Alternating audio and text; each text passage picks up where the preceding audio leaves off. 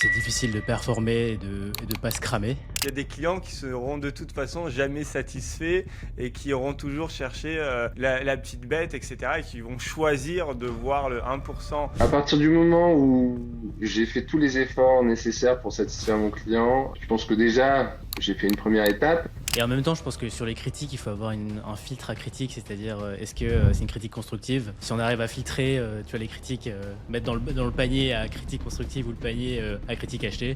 Et j'ai créé des procédures pour switcher dans le mental, c'est-à-dire entre un état de colère et un état de quiétude. Laissez passer le gorille. On laisse passer le gorille. Un commentaire, mais vraiment qui ne sert qu'à m'attaquer.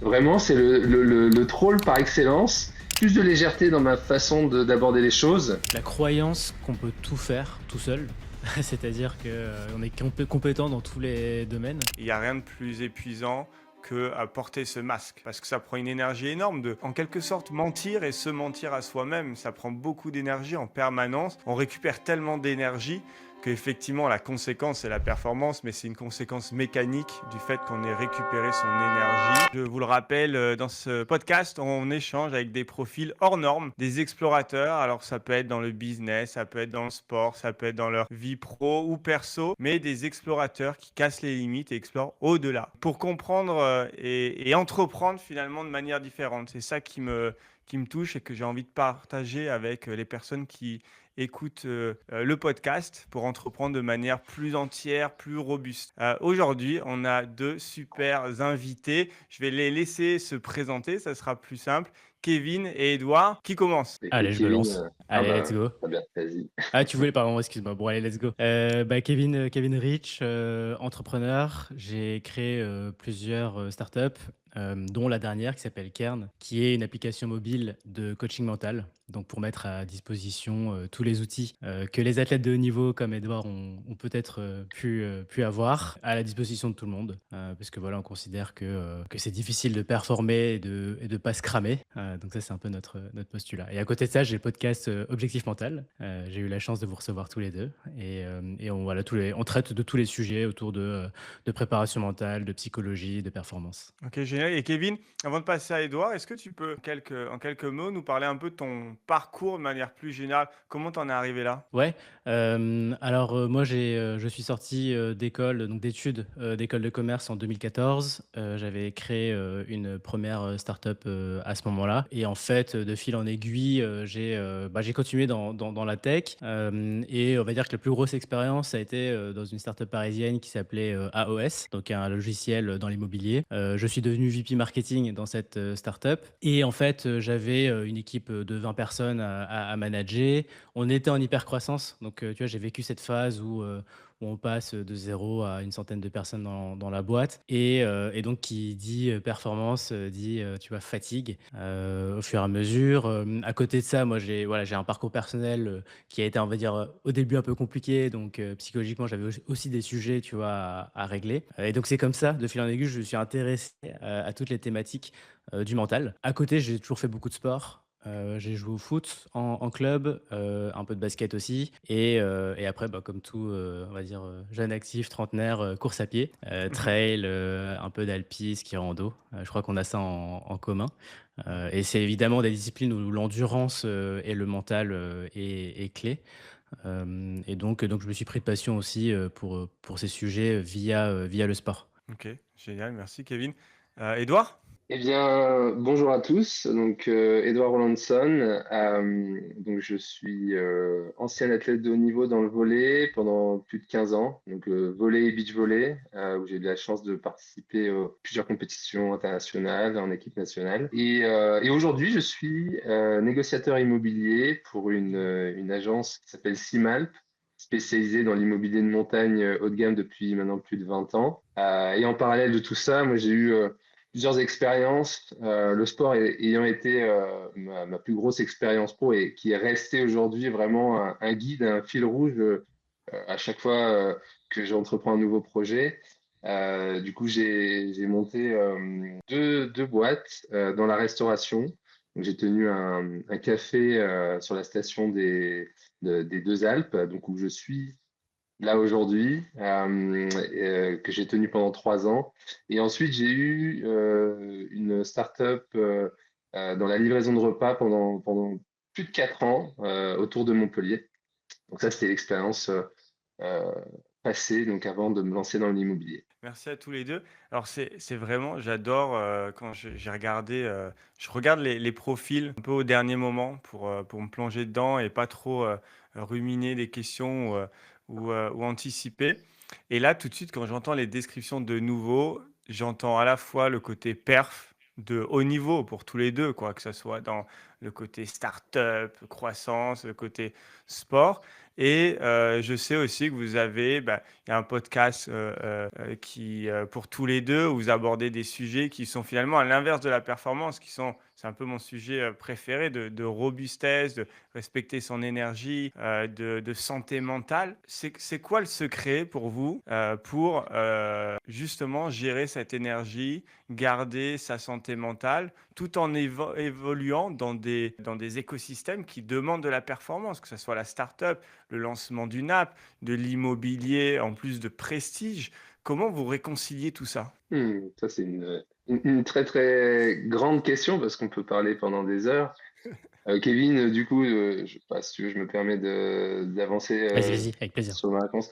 Euh, Écoute, donc pour juste récap, comment on arrive à trouver un petit peu ce bien-être mental, tu dis, par rapport à des projets importants, hein, c'est ça, hein? Ouais, exactement. Dans des milieux où la performance est presque est Ouais. requise, comment vous gardez bah, cette solidité, cette robustesse, cet équilibre? Je pense que moi, c'est toujours parti d'un plaisir. En fait, la performance, ça doit être une conséquence en fait des actes qu'on met en place au quotidien.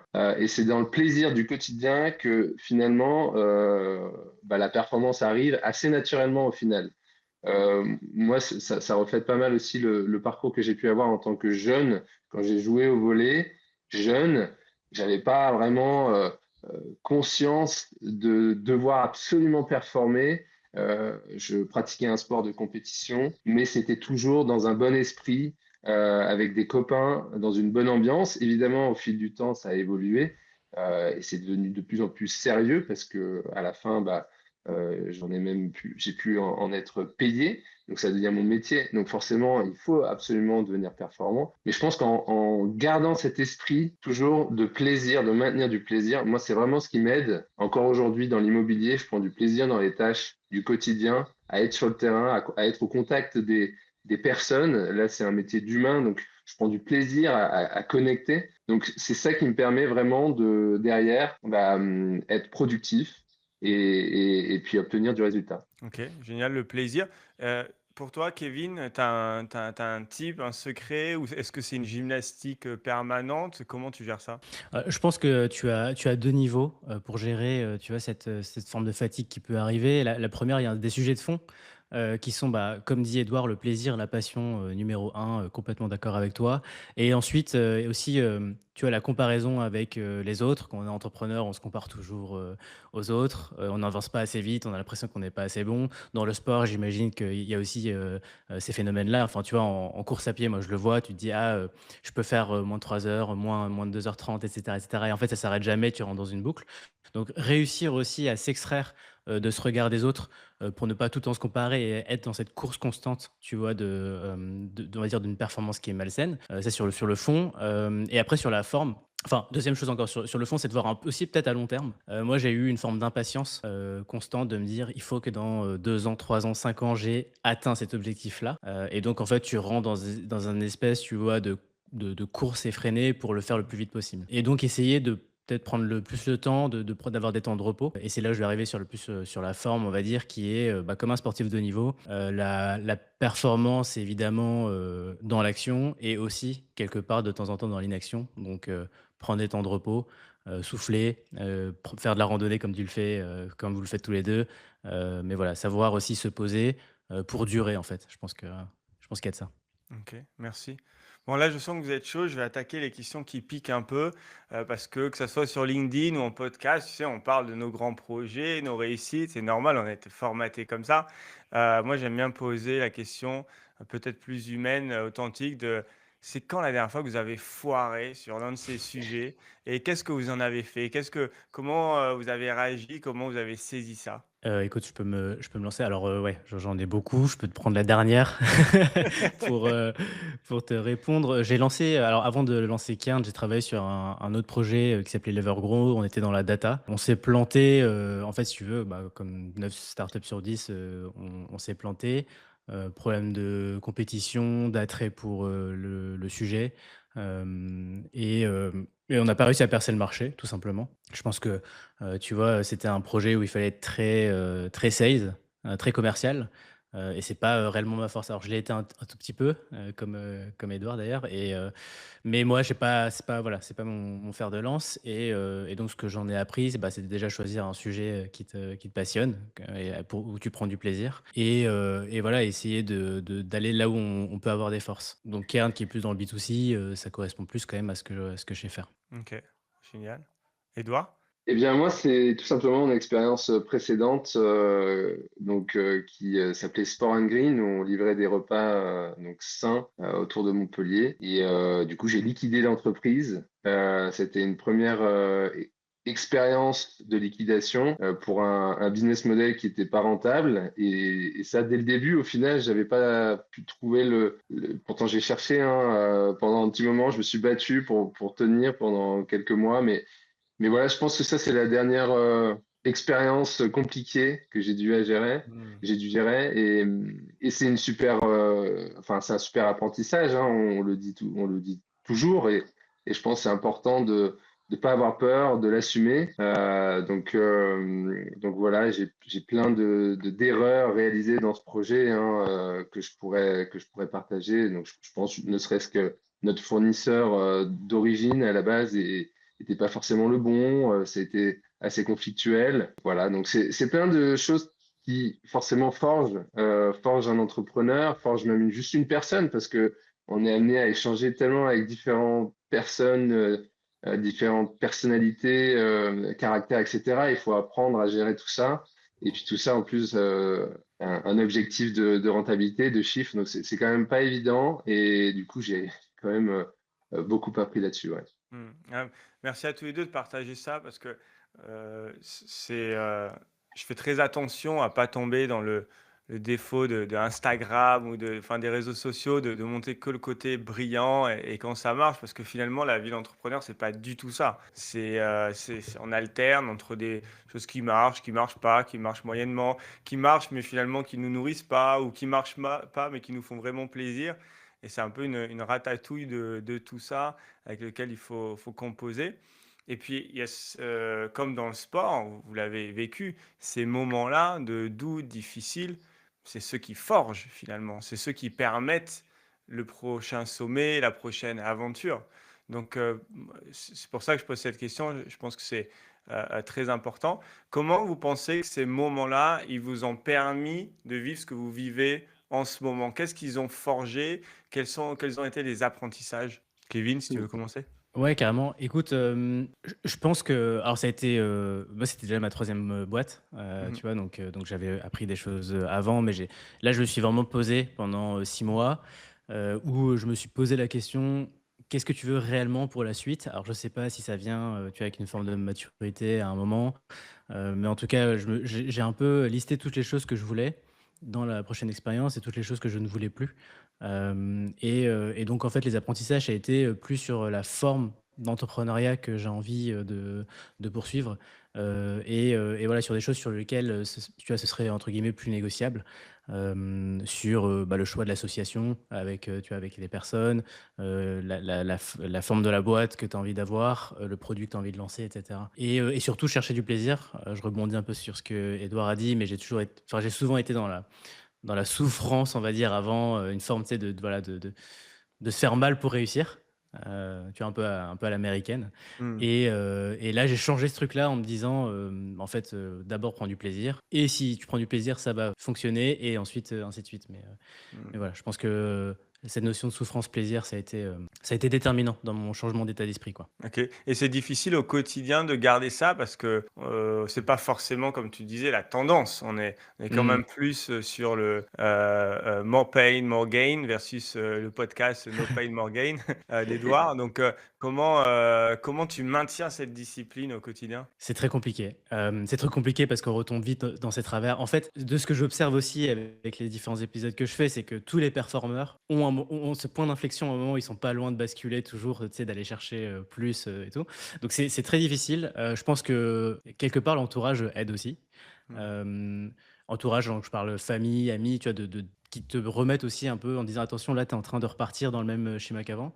Et ensuite, comme un sportif de haut niveau, je pense avoir un staff. Alors un staff, c'est Mmh. un grand mot, mais dans le sens, Mmh. un coach, un psy, tu vois? Ou enfin, peu importe la forme, mais d'avoir quelqu'un, un sparring partner qui va te dire: «Il y a des temps où effectivement, là, il faut que tu ailles à 200, mais là, attention, tu risques de te recramer». Et c'est dur d'entreprendre, on est seul, on est tout le temps seul, en fait. Même si on a un associé, au final, quand on est, CEO, comme voilà, comme on est tous les 3, il y a un moment où on se couche le soir et ça continue de tourner dans notre esprit. Et donc avoir un sparring partner qui challenge et qui est aussi capable de, voilà, de remettre les pendules à l'heure et de gérer le timing, enfin de challenger sur le timing, je pense que c'est important. Merci. Edouard? Écoute, moi, ce que je retiens à chaque fois des projets qui aboutissent pas forcément, c'est à chaque fois, moi, j'essaie de retrouver un épanouissement dans ce que je fais. Je pense, je recommande à tout le monde de trouver son sweet spot, trouver un domaine dans lequel il est à l'aise, il est bon, il est talentueux déjà naturellement. Moi, j'ai eu la chance de le faire dans le volley. Et à chaque fois que, comme je vais à chaque fois le remettre en avant, j'ai inconsciemment juste joué et sans trop réfléchir à la performance derrière. Derrière, ça a pas loupé et à chaque fois, j'ai évolué et avancé en obtenant de bons résultats.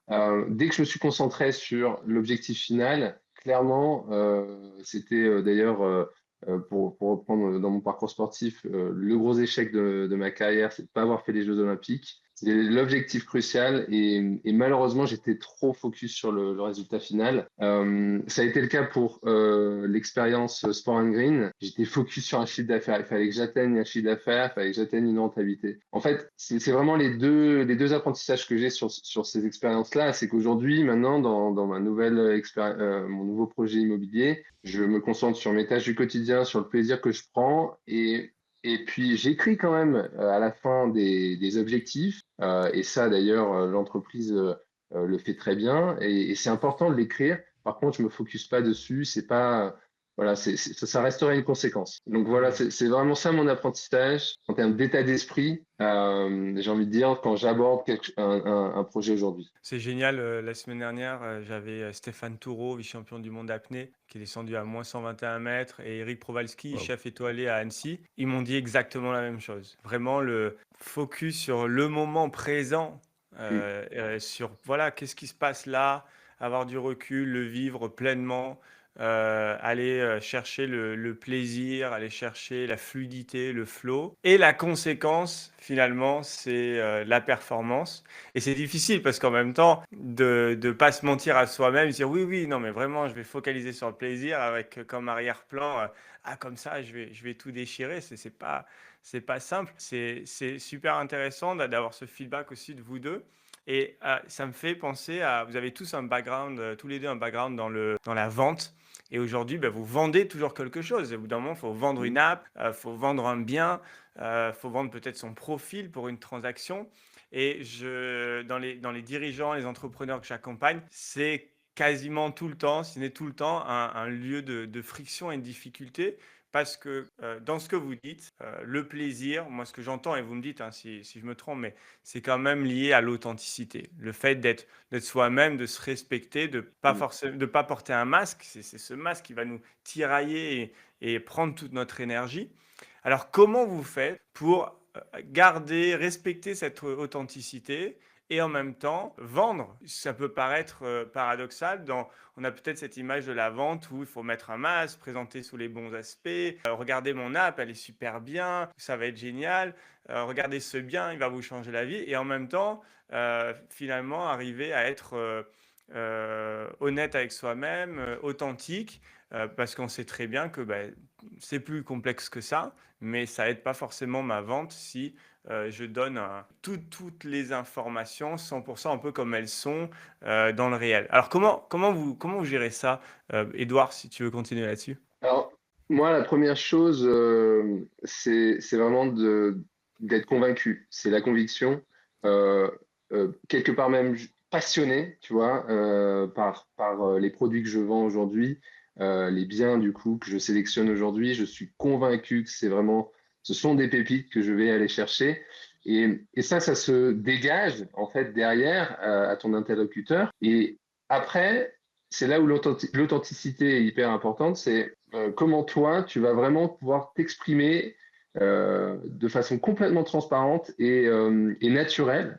Moi, il y a une chose qui est impérative, c'est qu'il faut absolument que je sois transparent sur tous les éléments et je ne peux pas rentrer dans quelque chose où je vais commencer à ne pas dire des choses, tu vois, dans l'immobilier. On a ce devoir de pouvoir apporter un maximum d'informations et de conseils. Et clairement, il faut absolument que je puisse tout dénicher, enfin, s'il y a un problème dans le bien, et puis pouvoir le partager à mon client et le mettre dans une relation de confiance du début, vraiment du début à la fin.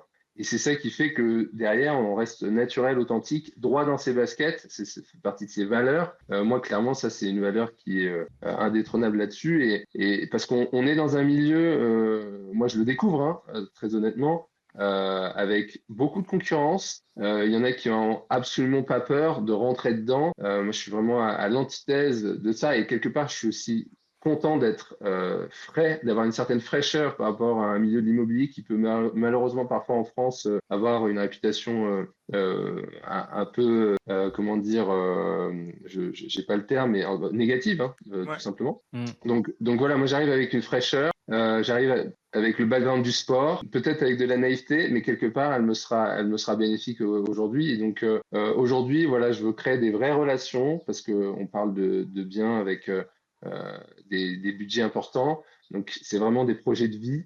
Moi, je veux pouvoir vraiment comprendre le besoin du projet, là ici, d'immobilier en montagne. Et donc, c'est ça qui m'anime. Et je pense que ça, les clients le ressentent.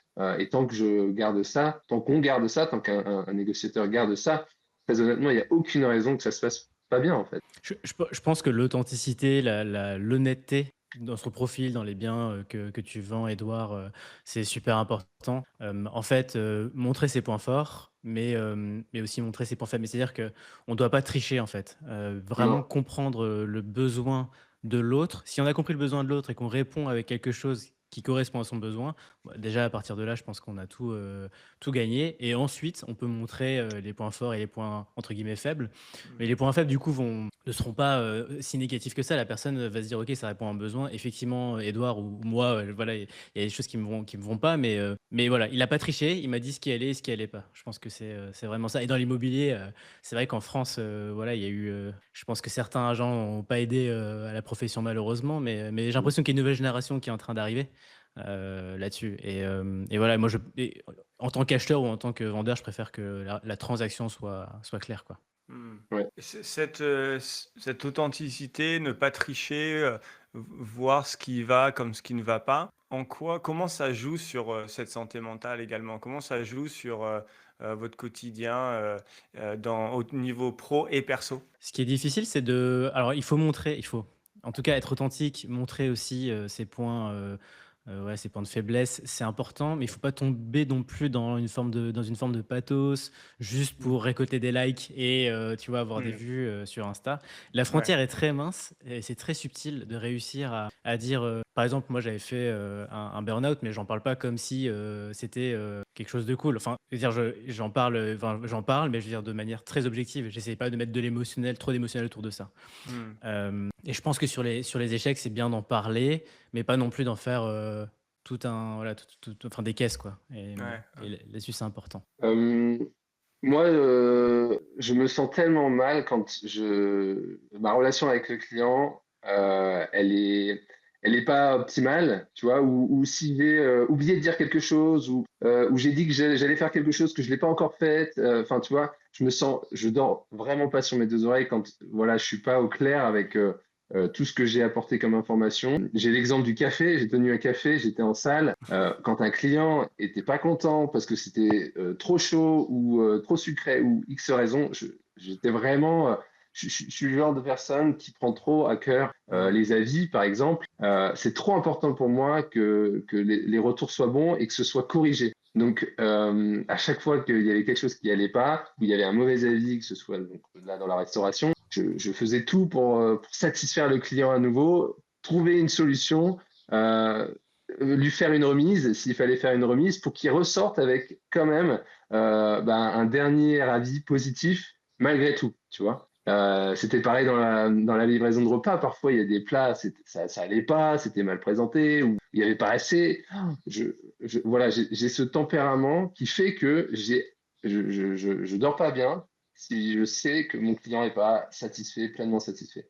Mhm. Donc, C'est quel que soit le domaine de la vente, voilà, j'ai ce truc. Et ça vient dans ma vie perso, du coup, hein, clairement. Hein. Ma femme, elle me dit, mais détends-toi, hein, ça va bien se passer.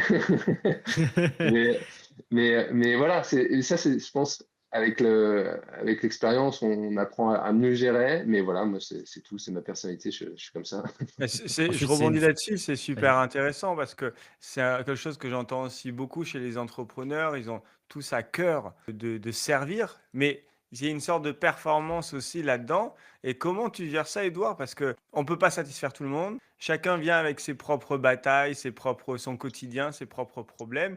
Et on sait tous pertinemment qu'il y a des clients qui seront de toute façon jamais satisfaits et qui auront toujours cherché la petite bête, et cetera, et qui vont choisir de voir le 1 qui est pas à leur, c'est même pas parfait, mais qui est pas aligné avec leur vision à eux. Comment ne pas se pourrir la vie avec ça, et arriver à avoir finalement ce détachement? Et j'ai l'impression que ça reconnecte aussi avec ce côté, authenticité. Mais voilà, comment on garde ce côté, bah, ça me passionne, ça me touche, c'est pour ça que finalement, bah, je prends du plaisir et que je me donne et qu'il y a des résultats. Et en même temps, je me protège aussi parce que bah, je rentre à la maison et j'ai besoin d'être présent avec ma famille, mes enfants, et je peux pas être encore en train de penser nuit et jour à monsieur ou madame Tartampion qui de toute façon ne seront jamais satisfaits. Je pense que à partir du moment où j'ai fait tous les efforts nécessaires pour satisfaire mon client, je pense que déjà j'ai fait une première étape.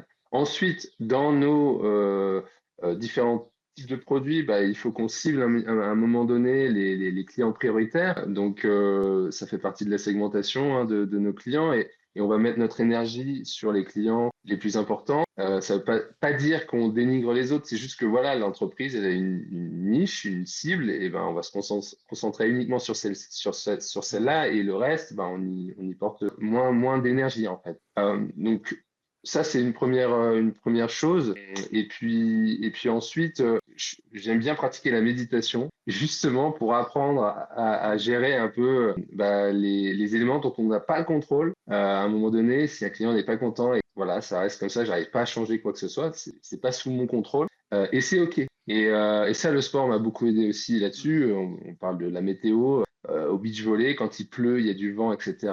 Et ben, on n'a pas le contrôle, mais ce sera pareil pour tout le monde. Il faut aller jouer. Donc voilà, c'est un côté de lâcher prise justement qui va aider à mieux avancer. Ouais, Je merci. pense il y a aussi une, ce que je comprends Edouard là-dedans, c'est qu'il y a une forme d'excellence, voilà, de toujours faire mieux et ça, c'est quand même top et en même temps, je pense que sur les critiques, il faut avoir un filtre à critique, c'est-à-dire, est-ce que, c'est une critique constructive et dans ce cas, tu la prends et tu règles tout de suite le problème ou c'est juste râler? Tu vois? Parce qu'il y a des personnes qui vont dire, «Ah, c'était nul». Oui, mais c'était nul, en fait, moi, ça veut rien dire. C'est par exemple, sur l'app, tu sais, ça nous est arrivé: «Ah ouais, elle me sert à rien». OK, alors dis-moi pourquoi ça ne t'a pas servi? Qu'est-ce qu'on peut améliorer, tu vois? Donc Mhm. voilà, si on arrive à filtrer, tu vois, les critiques, mettre dans le panier à critique constructive ou le panier, à critique achetée, déjà ça fait du bien. Enfin, ça permet de gérer son moral, quoi. Oui, et le cadre de référence, et même pour la tarification, le fameux c'est cher. Oui, mais par Mmh. rapport à quoi? Ou c'est pas bien, ou par rapport à quoi? Quel est ton cadre de référence? Tu Ouais. compares à quelle expérience? Quelles sont tes attentes, ton système de valeurs?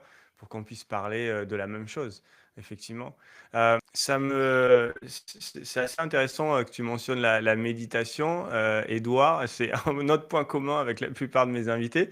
Et toi, Kevin, tu as aussi une pratique, que ce soit, je sais pas, le sport ou la méditation ou autre, quand tu sens que justement, peut-être tu sens que la pression commence à monter, peut-être que tu as un feedback de ton entourage. C'est quoi ton go-to pour gérer ça? Ouais, mais alors méditation, j'essaye de m'y tenir, compliqué parfois de me le rappeler et sinon le switch, j'essaye en fait, j'ai créé des procédures pour switcher dans le mental, c'est-à-dire, entre un état de colère et un état de quiétude, Hmm. et donc j'essaye, je me suis construit une procédure, par exemple, où je suis à la montagne, au soleil, je suis vraiment calme et posé et ça, je le raccroche à un mot et ensuite, quand il y a des situations comme ça qui arrivent, je me dis ce mot, vraiment intérieurement et ça me permet déjà de couper un peu avec la situation, dans laquelle je suis, quoi. Ok, donc on voit ça en PNL, hein, de créer un ancrage.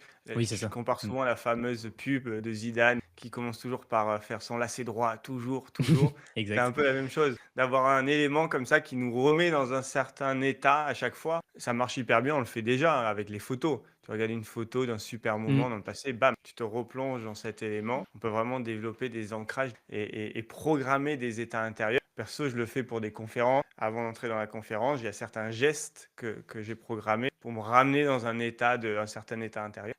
Donc, c'est clair que ça marche super bien et on le fait. Les sportifs, notamment, le font assez naturellement. C'est au service en tennis, la petite manie voilà, qui nous permet de nous replonger dans cet état de réussite. Vous avez évoqué, je crois que c'est toi, Edouard, les changements au beach volley de météo, de temps. Moi, j'ai l'impression qu'on rentre dans un monde ou qu'on retourne plutôt dans un monde très incertain, très, très volatile. On voit les crises économiques, politiques, la guerre à nos frontières. Il y a des choses qui sont hallucinantes, enfin même le Covid, voilà, qui sortent tout droit de films de science-fiction. Comment vous combinez ça, donc ce monde incertain, avec vos activités? Qu'est-ce que vous mettez en place pour finalement vous dire, bah, des crises vont arriver, ça paraît évident, voilà, des crises vont arriver. Comment je vais pouvoir gérer ça, résister, tenir ou voire même mieux, plus grandir, mieux me développer grâce à ces crises? Est-ce que vous avez des stratégies là-dessus? Moi, je pense que ça vient beaucoup de notre état d'esprit. Et d'ailleurs, Simalp, la semaine dernière, a organisé une journée kick-off dans laquelle il y a une conférence d'un intervenant sur l'optimisme, justement dans un contexte stressant. Et je trouvais ça super intéressant. Les sportifs sont de nature très optimistes dans leur manière d'avancer, dans la manière de fixer les objectifs. Et on apprend beaucoup à gérer les distractions externes, donc tout ce qui est environnement, comme je le disais, qui n'est pas sous notre contrôle. Pour avoir été accompagné par des préparateurs mentaux, c'était quelque chose sur lequel on bossait énormément, surtout en sport co. Je n'avais pas le contrôle de mon partenaire. Donc, en gros, les fluctuations de performance de l'un et de l'autre, en fait, on peut pas aller commencer à se mettre à la place de l'autre et jouer à la place de l'autre. Non, c'est on fait avec. Et donc, c'est exactement pareil là dans des contextes compliqués, économiques. Là, l'immobilier, sans cesse, euh, surtout en bas, qui n'est pas le même marché que l'immobilier de montagne. Donc, c'est la crise immobilière. C'est compliqué, les prix ont trop augmenté, il n'y a plus de demande, etc. Enfin, c'est sans cesse du stress.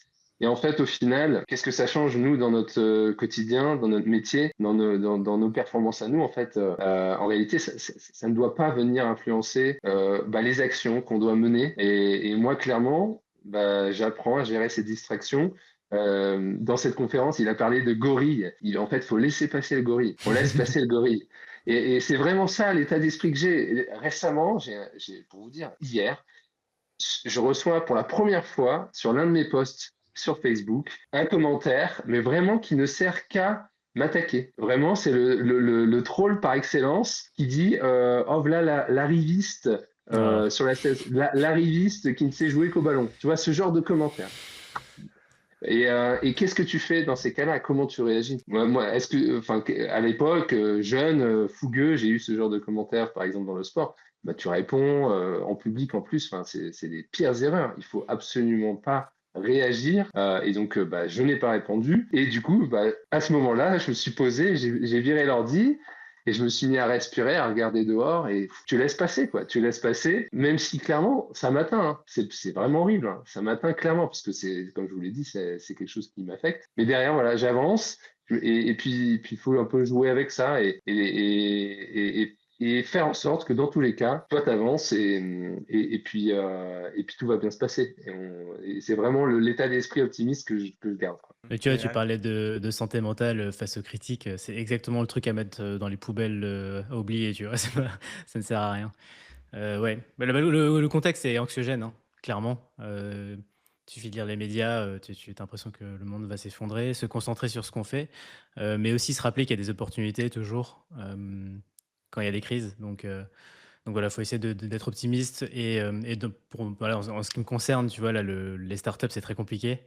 Lever de l'argent, ça va être très, très compliqué. Alors déjà que c'est pas un exercice facile, mais là, en ce moment, c'est difficile, quoi, puisque plus personne, va investir à part dans des gros projets IA, genre, OpenAI et tout ça, ou ce qui est relié. Mais voilà, dans moi, ce que je fais, ça va être plus difficile et en même temps, je me dis: «Est-ce que c'est pas, une opportunité pour être résilient, pour, construire son app, et sa boîte, peut-être plus lentement, avec moins de moyens, mais de manière solide et après quand ça repartira, parce qu'à un moment ça va repartir et ben, nous on sera là, on aura fait nos preuves, on aura montré qu'on est résilient, qu'on est capable de créer même sans des gros moyens et là on sera, voilà, on sera peut-être plus en avant et plus attrayant, tu vois? Ouais, Donc je pense, complètement. se dire qu'il y a des opportunités. Ouais, génial. Je fais souvent la métaphore de la Formule 1, qui est le summum de la performance, mais qui est d'une fragilité extrême. C'est de la porcelaine. Tu prends un dos d'âne en Formule 1, t'éclates tout. S'il pleut, faut changer les pneus. Selon les conditions, tu peux même pas rouler.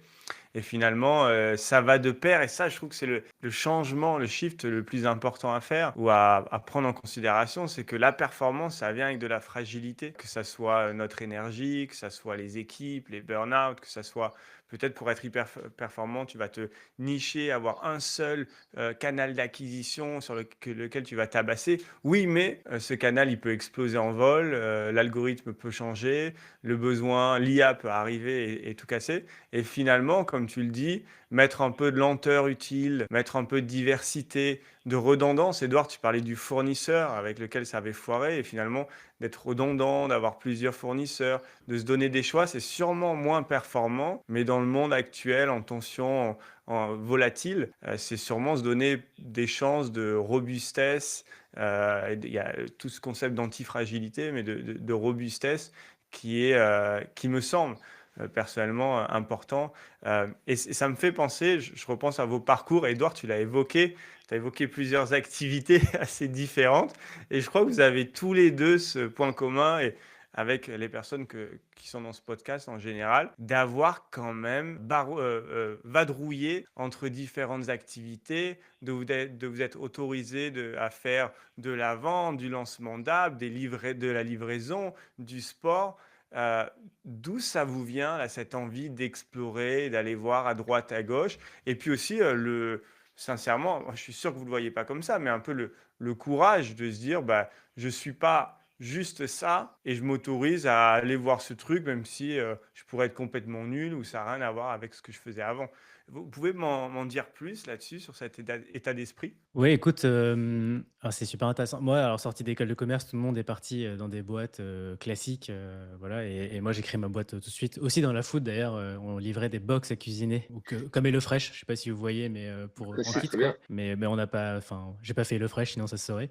Mais du coup, mais c'était l'équivalent et alors ouais, pour répondre à ta question, en fait, c'est le regret. Moi, il y a un truc qui me, détruit vraiment, c'est d'avoir des regrets. Hmm. Et je me projette souvent sur mon lit de mort, enfin souvent, de temps en temps et je me dis: «Qu'est-ce que» ouais, ce serait un peu triste Changement de le faire d'ambiance. souvent, mais de temps en temps, ouais, ce serait triste sinon et je me dis, «Est-ce que tu as fait tout ce que tu avais envie de faire?» Tu vois? Hmm. Parce que, enfin moi je trouve ça horrible en fait, tu vois, d'arriver à l'âge, de la retraite et de se dire: «Ah j'ai pas tenté ça, c'est maintenant je peux plus le faire».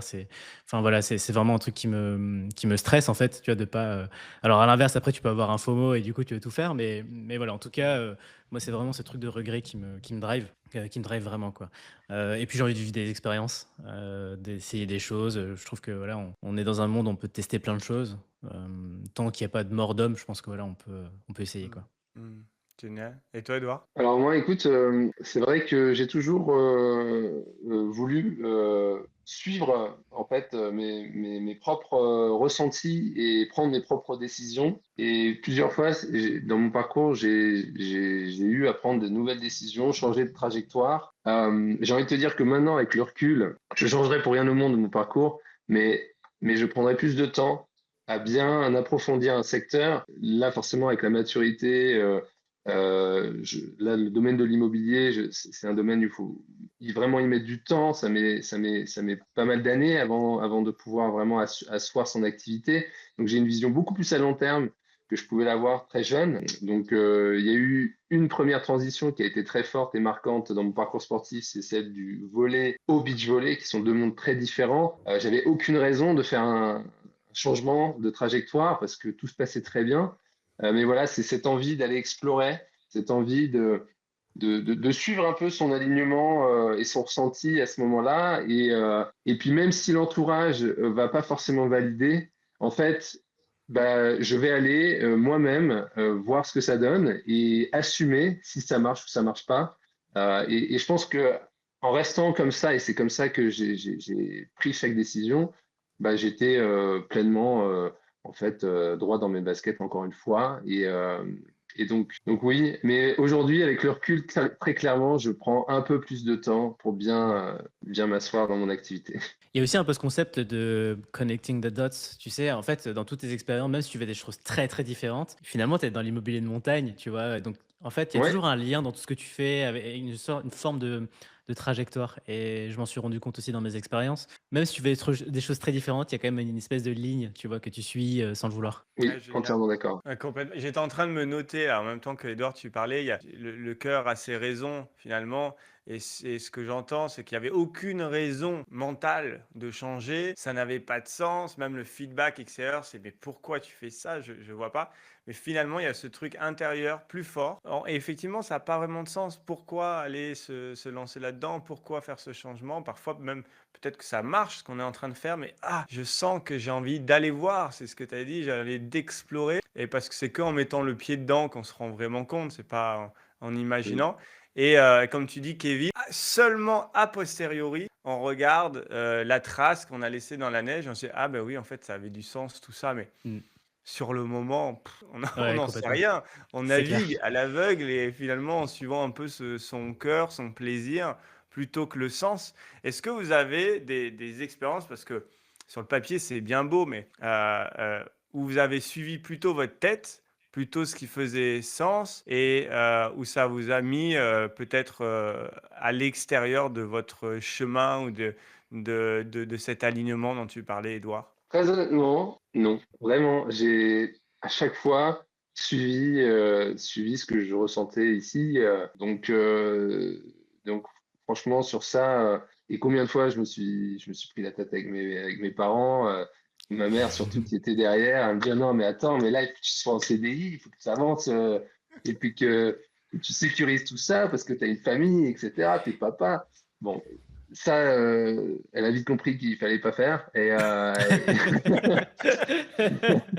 je dis ça, mais aujourd'hui chez Simalp, je suis salarié, hein, donc c'est un statut, quand même très sécurisant et rare d'ailleurs dans l'immobilier. Donc j'y reviens, mais voilà, ça a été ma décision et je pense que tant qu'on reste maître de nos propres projets, bah, c'est comme ça qu'on performe derrière parce qu'on va vraiment nous-mêmes chercher en fait, les actions et mettre en place les actions. On va s'intéresser au sujet, alors que quand ça vient de l'extérieur, quand c'est un peu imposé, influencé, en fait, au final, bah, c'est comme un enfant, en fait, hein. Un enfant, tu vas pas tout le temps être derrière son dos pour lui expliquer ça, ça, ça. À un moment donné, il y a ce côté un peu, comment dire, conflictuel avec la hiérarchie ou l'autorité. Voilà.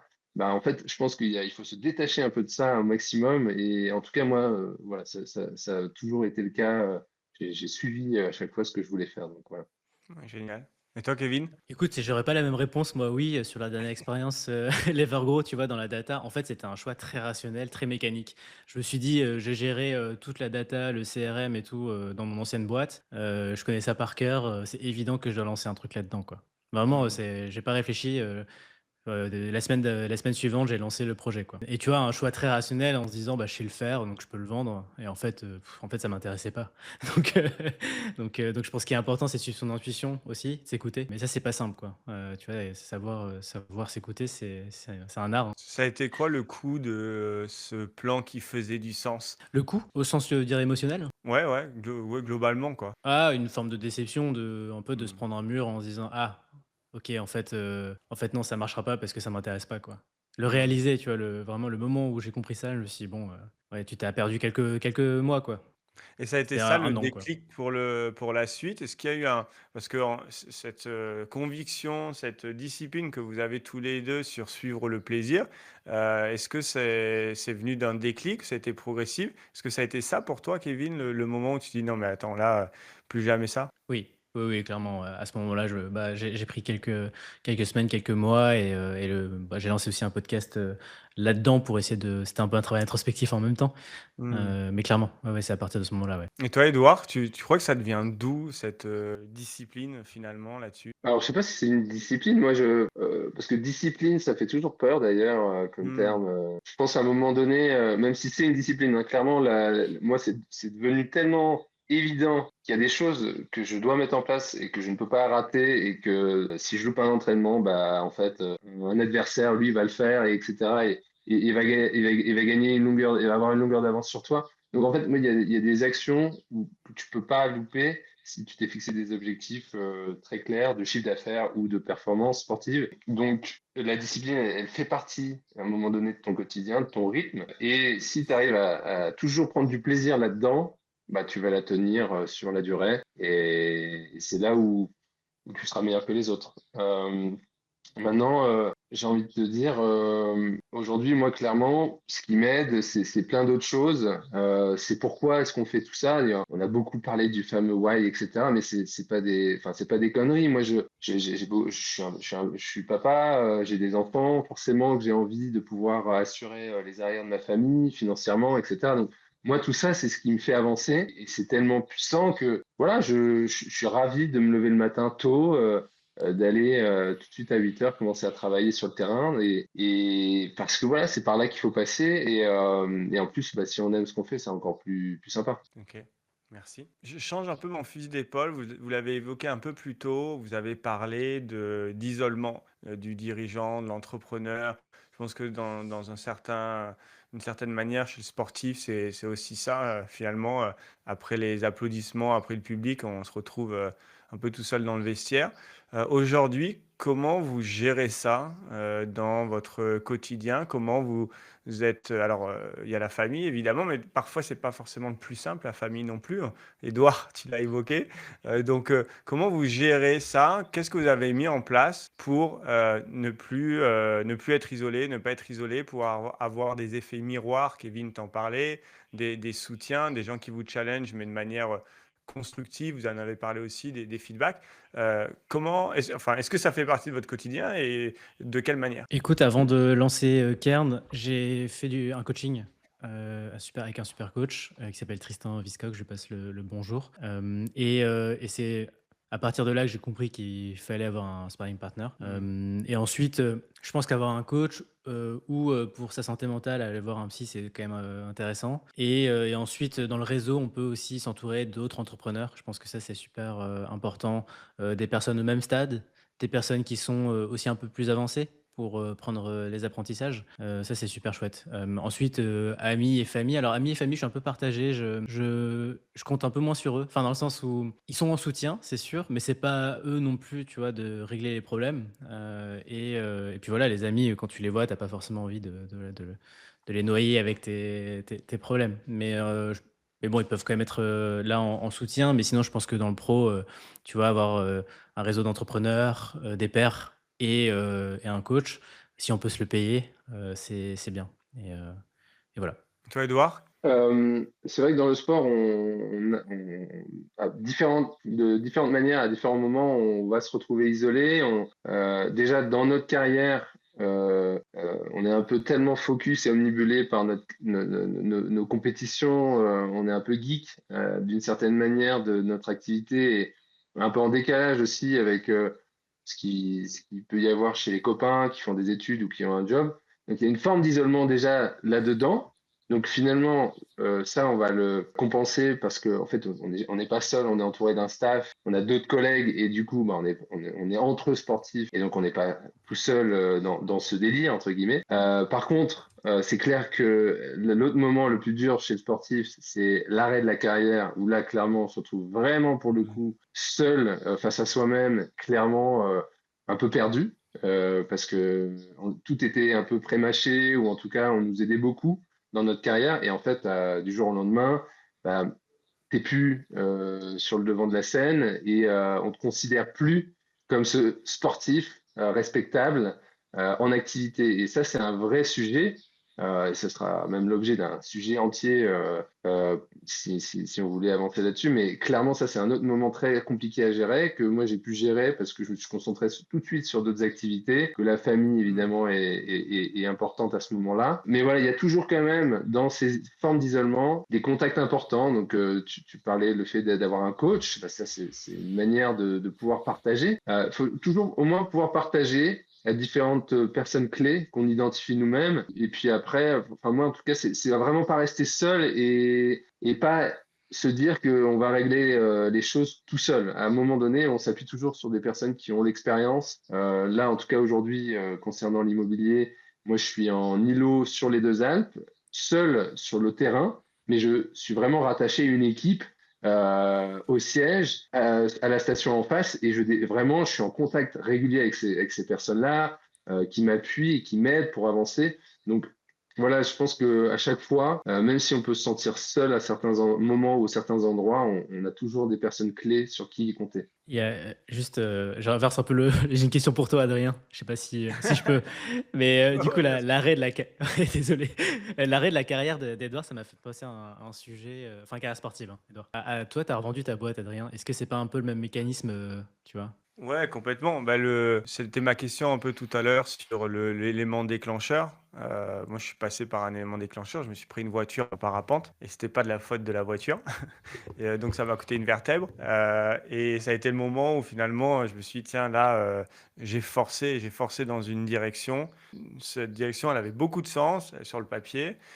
Mais elle me faisait plus du tout vibrer et puis à force d'être désaligné, j'ai vraiment désaligné jusqu'au corps, jusqu'à la colonne et là, je suis rentré dans l'association Second Souffle qui aide les entrepreneurs et dirigeants en difficulté. C'est là que je me suis rendu compte à quel point c'était le point commun des dirigeants, des entrepreneurs qui étaient en galère, c'était cet isolement-là et donc Mmh. qui était complètement étouffant. Et finalement, bah, on se replie sur soi, le champ des possibles se réduit, nos options se réduisent, et finalement, la lumière s'éteint petit à petit. Et puis, pour aller au bout du sujet, il faut quand même voir qu'il y a un taux de suicide chez les entrepreneurs qui est extrêmement important, trop important. Et donc, on parle vraiment là, on n'est plus dans l'optimisation de résultats et de réseaux pour générer des leads, on parle de survie, on parle de robustesse, on passe de solidité dans un environnement qui est extrêmement difficile, où il y a de la tension, et effectivement, bah, on peut se sentir seul et on doit gérer à la fois notre authenticité et puis bah, de la performance. Parfois, ça peut être paradoxal. Et donc, et la fluctuation, la volatilité du marché, de l'économie, de la politique. Donc, c'est une aventure, quoi. C'est vraiment une aventure, l'entrepreneuriat. Et dans chaque aventure, il y a des moments de doute, de difficulté. Et être seul, c'est vraiment ce qui accélère, ce qui rend tout beaucoup plus difficile et touchant, quoi. Et Mmh. c'est pour ça aussi que je fais ce podcast. C'est de pouvoir entendre et partager finalement aux personnes qui peuvent peut-être pas s'offrir un coaching à ce moment-là, qui peuvent peut-être pas avoir un consultant, un mentor qui vient les épauler, bah, d'entendre ces points communs. Et c'est pour ça que j'aime bien qu'on soit trois, parce qu'en fait, on voit très vite en écoutant un ou deux épisodes les clés qui sont redondantes là-dessus. Et voilà, c'est un des grands objectifs de ce podcast aussi, ouais. Du coup, Mais je est-ce que pense tu as d'autres que questions, Kevin? non, non, c'est ton podcast, je te laisse quand même, Non, bah, avec plaisir. Moi, le j'adore, c'est vraiment l'idée d'être le 3 aussi, drive. c'est d'échanger là-dessus. Non, mais et oser parler, je crois que c'est Edouard que enfin, tu as dit Mmh. ça avant, c'est oser parler, oser partager, parce que Mmh. parfois on a peut-être aussi un peu honte de dire ah j'ai ce problème-là, je le garde pour moi, alors qu'en fait il y a plein de dirigeants, d'autres personnes qui ont les mêmes problématiques et en fait C'est pas du tout de la honte, c'est juste, tout le monde vit la même chose, donc faut partager et Mmh. oser en parler, en fait. Ouais, complètement, complètement. C'est ce partage-là qui rend authentique finalement parce qu'on Mmh, on tombe le masque. Il y a rien de plus épuisant que à porter ce masque parce que ça prend une énergie énorme de, en quelque complètement. sorte, mentir et se mentir à soi-même. Ça prend beaucoup d'énergie en permanence. On doit porter ce masque, le tenir, dire les bonnes choses, prétendre. Et finalement, au bout d'un moment, alors moi, c'est passé par une chute, par un accident et tout s'est fissuré. Finalement, il n'y avait plus trop le choix. En tout cas, j'avais plus trop l'impression, c'était de faire tomber ce masque-là. Mais finalement, c'est extrêmement libérateur. Et là, derrière, on va pouvoir mettre, on récupère tellement d'énergie qu'effectivement, la conséquence, c'est la performance, mais c'est une conséquence mécanique du fait qu'on ait récupéré son énergie et qu'on Mmh. la mette au service de ce qui nous fait plaisir, ce qui nous fait vibrer. Ça n'empêche pas les difficultés, mais on est beaucoup plus grand face à ces difficultés. Donc, ça les rend plus petites, quoi, mécaniquement, Mmh. effectivement. Et du coup, en rebondissant sur sur ce point-là, finalement, les croyances qu'on peut avoir et qui nous blessent, c'était quoi la dernière croyance que vous avez fait sauter en 1000 morceaux? Donc, on peut parler de croyances, on peut parler d'histoire qu'on se raconte, on peut parler de hier aussi. Ça a été quoi le dernier un peu déclic là qui vous a permis d'avancer sur votre chemin pro-perso? Je réfléchis. Alors, moi, c'est drôle, j'aborde là ma nouvelle aventure avec quand même moins de prise au sérieux. Je dis pas que je me prenais trop au sérieux avant, mais en tout cas, moins de prise de tête dans mes actions quotidiennes où il faut absolument que je sois hyper rigoureux sur plein d'actions à la suite, où j'avais un agenda qui était timé comme jamais. C'est vraiment, j'ai plus de légèreté dans ma façon d'aborder les choses. C'est pareil dans mon quotidien d'activité physique. J'ai toujours eu besoin de faire beaucoup de sport, etc. Mais je suis moins dans un truc où il faut absolument que je fasse ma séance, etc. Sinon, derrière, conséquences horribles sur mon bien-être, etc. Je fais maintenant vraiment les choses avec un feeling où je sais que voilà, ça me fait plaisir de le faire. C'est pas contraignant, j'ai beaucoup moins de contraintes. Je prends plus les choses au fil comme elles viennent. Par contre, naturellement, en fait, j'ai tellement mis en place un cadre que bah, je me fais assez confiance pour me dire que je dépasserai pas la limite en fait du non acceptable, clairement. Mmh. Mais voilà, je suis beaucoup plus léger dans ma manière de gérer mes tâches. Je suis beaucoup plus priorisé, focus sur des choses, mais une par une, tu vois. Vraiment, Mmh. c'est comme ça que j'aborde cette nouvelle aventure. Et jusqu'ici, bah, je touche du bois, mais je me sens très bien comme ça avance très bien comme ça. Il n'y a aucune raison que ça change. Donc voilà, c'est vraiment le déclic que j'ai là aujourd'hui à vous partager. Ouais, j'entends beaucoup ça, hein. Avoir un cadre, un bac à sable bien défini, un cadre bien défini et du coup, à l'intérieur de ça, je peux vraiment jouer et me donner de l'espace et avoir de la flexibilité parce que je suis sécurisé par ce cadre qui est bien clair. Ouais, génial, merci. Et toi, Kevin? Je pense que c'est la croyance qu'on peut tout faire tout seul. Mmh. C'est-à-dire que, on est compétent dans tous les domaines, ou que, par économie, on essaye, tu vois, de se dire: «Ah bah, ça, je peux le faire, c'est sûr». Sur ce projet-là, j'ai cassé complètement cette croyance-là. Je vais aller voir les bonnes personnes sur les bons sujets, puis tu gagnes, alors parfois, ça te coûte un peu, mais tu gagnes tellement de temps. Tu Mmh. galérer, 4 heures ou 8 heures sur un sujet alors que tu peux prendre un raccourci et en 30 minutes, ça peut être réglé, quoi.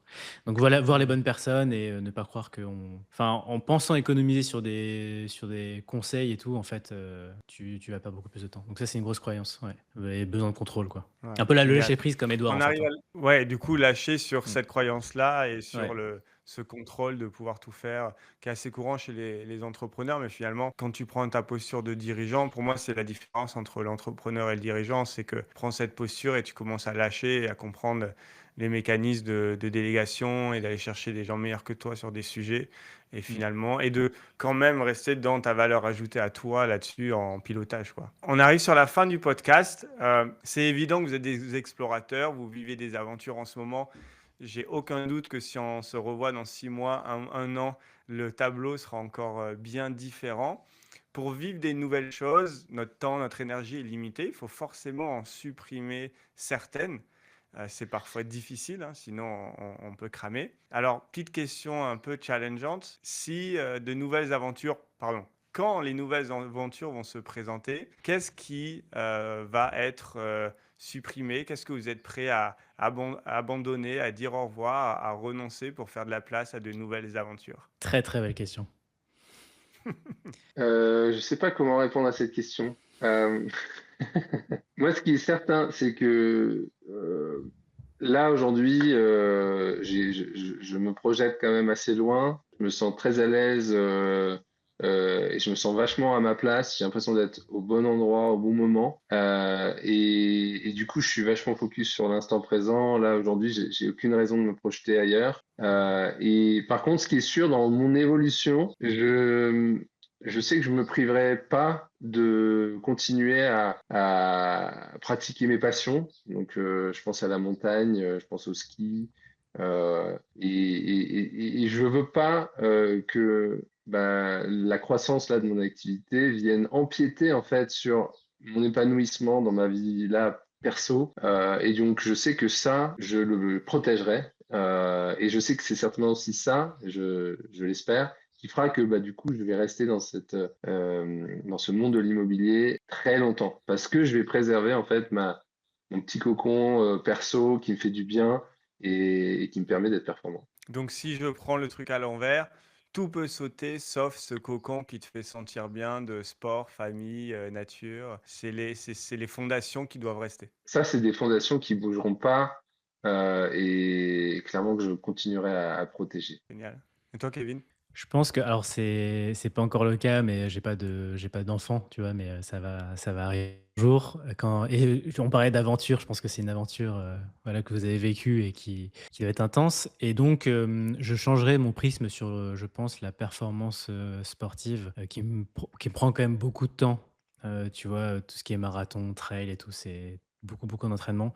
Donc je changerai de prisme et je serai plus, peut-être, plus dans le toujours faire du sport, mais, plaisir, enfin plaisir, c'est pas le mot du coup, mais plus soft quoi, tu vois? Donc je Génial. réduirai un peu la voile là-dessus, si cette aventure arrive quoi. Génial. Ouais, merci à tous les deux, c'était un super moment. Je pense que beaucoup d'entrepreneurs vont s'identifier à ces moments de vie que vous avez vécus, que ce soit dans le sport, dans l'entrepreneuriat, les différentes explorations, les challenges. Donc merci à tous les deux. Ma petite dernière question pour finir. On invite qui pour le prochain podcast? Mmh, excellente question. Une personne qui vous a peut-être inspiré. Moi, je parle souvent des géants. Les géants, c'est Nicolas Aignan qui m'a inspiré ce terme. Il a été un de mes géants.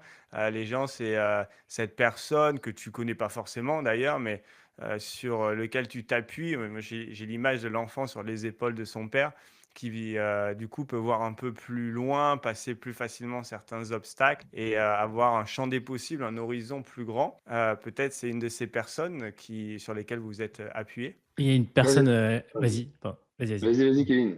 OK.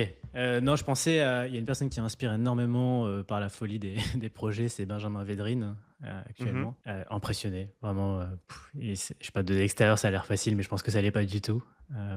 Et en fait, il se crée ses propres projets dans le même style, Kylian Jornet, qui est un peu sorti des compètes, chronométrées, mais qui en fait, m'impressionne encore plus par, ce qu'il fait là. Il fait, je sais pas, des 70 sommets, sur un mois, c'est n'importe quoi. Ouais, Donc, ouais, ouais, c'est les 2 personnes, ouais, qui m'impressionnent vraiment, quoi. génial. Et toi, Edouard? Oui, il y a des tas de personnes qui m'impressionnent, hein, que ce soit des sportifs. Là, récemment, j'aime beaucoup suivre ce que fait Lizarazu. Moi, il m'inspire beaucoup.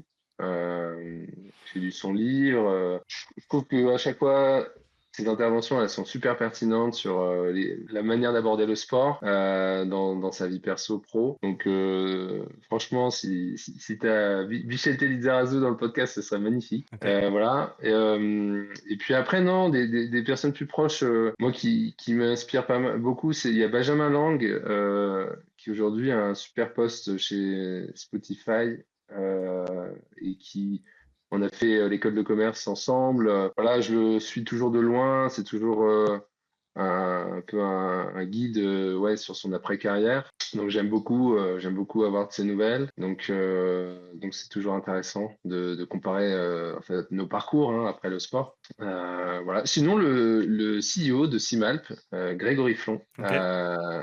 que j'apprends à découvrir dans son management, qui est du coup très inspirant et qui a mis Ouais. en place une vraie très très belle boîte en bon père de famille. Et je pense que ça peut être une personne forcément là dans le réseau proche qui serait super intéressante à interroger, hein. Génial, on va shooter des invites alors. Merci à tous les deux pour votre temps. C'était Merci à toi. vraiment un super moment. J'ai hâte de pousser l'épisode à tout le monde sur toutes les plateformes, évidemment. Je vous souhaite une super journée et à très vite. À toi aussi. Salut Merci Adrien. Adrien. Salut Ciao, Kevin. bye bye. Ciao.